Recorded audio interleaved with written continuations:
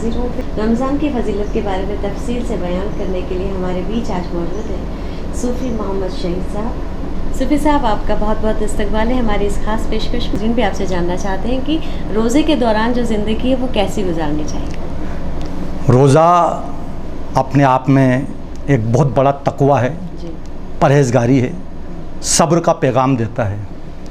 जो बंदा मोमिन से सुबह सहरी के वक्त से शुरू हो जाता है। सहरी लोग समझते हैं कि भाई मैंने सहरी नहीं की तो यार मेरा रोज़ा नहीं हुआ। सहरी खाना सुन्नत है, रोज़ा रखना फ़र्ज़ है। किसी भी हाल में रोज़ा माफ़ नहीं है। तो सहरी में नहीं उठ पाए तो जब आँख खुल जाए उसी वक्त रोज़े की नियत कर ले, वहीं से ज़िंदगी अल्लाह के खौफ वाली ज़िंदगी गुजारना शुरू कर दे, इस तरह से कि अल्लाह मुझे देख रहा है। आप देखो कि फ़जर की नमाज़ पढ़ी, फ़जर की नमाज़ के बाद जैसे जैसे दिन ऊपर चढ़ता हुआ चलता है, गर्मी की शिद्दत परेशान करने लगती है। घर पे आया है, फ्रिज में सामान रखा हुआ है, ठंडा ठंडा पानी रखा हुआ है, चाहे तो कोई देखने वाला नहीं है, कमरा बंद है कि कोई मुझे नहीं देख रहा, अगर मैं खा लूँ तो कोई मना करने वाला भी नहीं है, लेकिन उसका ख़याल जाता है उस पाक बेनियाज़ की तरफ, उस वादा-उल्लाह शरीक की तरफ। मुझे कोई दुनिया का इंसान तो नहीं देख रहा, लेकिन मेरा पाक बेनियाज़ मुझे हर वक्त देख रहा है। अगर मैंने ये अमल कर लिया और जानबूझ करके खा लिया तो मैं अल्लाह की बारगाह का मुजरिम करार दिया जाऊँगा।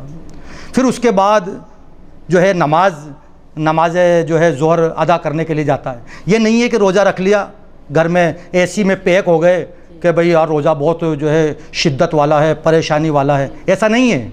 उसको अल्लाह की बारगाह में जा के सजदे करने ही पड़ेंगे। जो नमाज फ़र्ज़ है उसको अदा करना ही पड़ेगा और मस्जिदों में जाना पड़ेगा।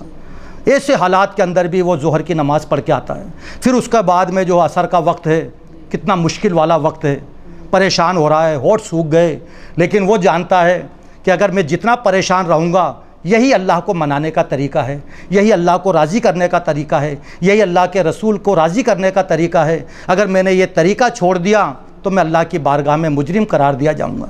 अब आ जाता है वक्त अफ्तार का।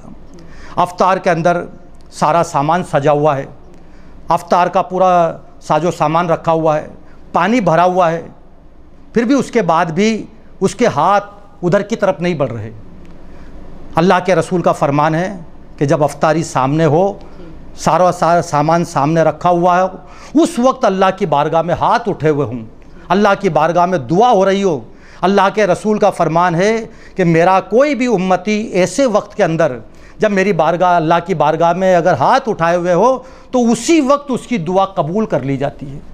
क्योंकि जब फरिश्ते देख रहे हैं, अल्लाह ताला फरमाता है फरिश्तों देखो कि मेरे उन बंदों को देखो कि सामान सारा रखा हुआ है लेकिन उसका हाथ उधर नहीं बढ़ रहा, मेरे हुक्म का इंतज़ार कर रहे हैं, मेरे वो नेक बंदे मेरे हुक्म का इंतज़ार कर रहे हैं। और जैसे ही वक्त हुआ, वक्त होने के बाद में जैसे ही वक्त होते ही मस्जिदों से आवाज़ आई और जैसे सबके जो तरीक़े हैं, वक्त होते ही जो अल्लाह का शुक्र अदा करता है, उसमें भी ये नहीं कि खाना खाने बैठ गया और पेट को भरने बैठ गया, उसमें भी अल्लाह का शुक्र अदा करता है कि अल्लाह तेरा लाख लाख शुक्र है कि तूने मुझे खिलाया पिलाया और तमाम चीज़ों के मेरे सामने होते हुए तेरे इस फरीज़े को मैंने अदा किया।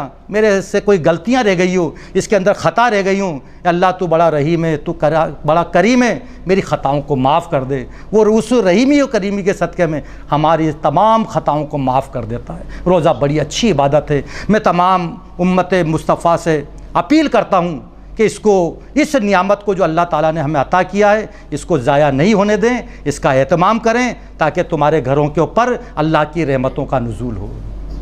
सूफ़ी साहब, आपका बहुत बहुत शुक्रिया। हमारी इस खास पेशकश में हमें आपसे बहुत सारी मालूमात हासिल हुई और इंशाअल्लाह चाहेंगे कि आगे भी आप हमारे जितने नाज़रीन हैं उनको इस तरह से तफसील से बयान करें। बिल्कुल, इंशाअल्लाह। आपने इस प्रोग्राम में इस गरीब को याद किया, इसके लिए पूरी टीम का आपका शुक्रिया।